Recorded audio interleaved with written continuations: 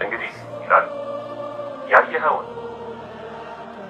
አሁንም ያለው ከዚህ በኋላ ይሆን ዘንድ ያለውን ጻፍ። ቁጥር 19 ምዕራፍ 1 ዮሐንስ ራእይ። ምንድነው ዮሐንስ ያየው? የክርስቶስ ኢየሱስን በክብር በሰማይ ስፍራ መቀመጥን አየ። ይሄ ያየኸውን ከ1 እስከ 18 ያለውን ማለት ነው። ምዕራፍ 1 ከቁጥር 1 እስከ 18 ያለውን።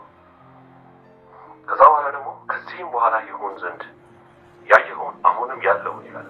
አሁን ያለው ምንድን ነው?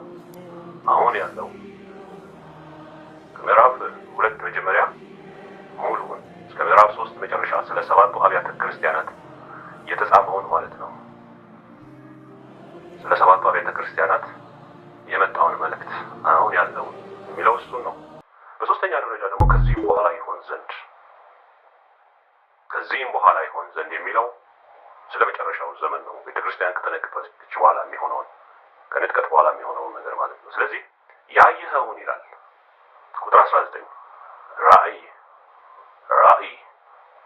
ምዕራፍ 1 ቁጥር 19 ያየኸውን የክርስቶስ ኢየሱስን ክብር ሞትና ከትንሣኤ በኋላ በሰማይ ያለውን ክብር አይቷል። ሁለተኛ አሁንም ያለውን አሁን ያለው የቤተ ክርስቲያንን ሲዝን የ7ቱ አብያተ ክርስቲያናትን ሁኔታ መልእክት የሚቀበልበት ነው።